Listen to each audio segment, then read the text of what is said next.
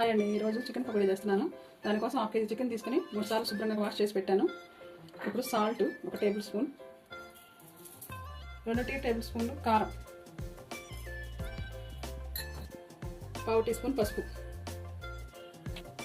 ధనియాల powder 1 table spoon, 2 table స్పూన్లు అల్లం వెల్లుల్లి paste, garam masala 1 tablespoon, జీలకర్ర పౌడర్ 1 టేబుల్ స్పూన్, 4 పచ్చిమిరపకాయలు ఇలా కట్ చేసుకొని వేసేయాలి, కొత్తిమీర, కరివేపాకు, 1 స్పూన్ నూనె, చిన్న సైజు నిమ్మకాయ రసం పిండుతున్నాను.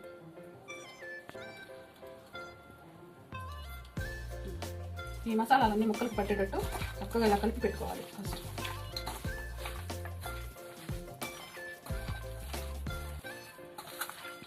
మసాలాలు కలిపేసానండి. ఇప్పుడు శనగపిండి ఈ స్పూన్తో 3 టేబుల్ స్పూన్లు శనగపిండి, కార్న్ఫ్లోర్ 3 టేబుల్ స్పూన్లు, బియ్యం పిండి 2 టేబుల్ స్పూన్లు. ఇవన్నీ ఇట్లా కలిపేసేయాలి. చక్కగా ముక్కలకి పట్టేటట్టు కలుపుకుంటూ కొంచెం నీళ్ళు కూడా పోసుకొని కలిపేసేయాలి.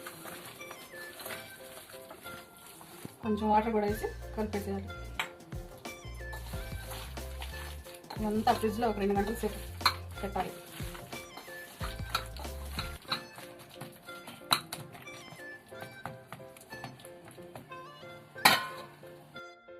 ఫ్రిడ్జ్లో నుంచి తీసానండి. ఇలా ఉంది. 2 గంటలు అవుతుంది ఫ్రిడ్జ్లో పెట్టి. ఇలా ఉందండి పీసెస్. నూనె వేడెక్కుతుంది. నూనె వేడెక్కిందంటే ఇప్పుడు చికెన్ కొద్దిగా వేసేస్తాను.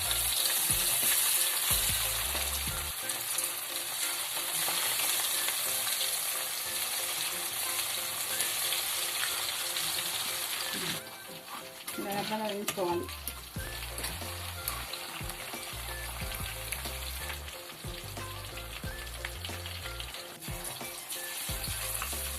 కలర్ ఏం కలపలేదండి, న్యాచురల్గానే ఉంటుంది.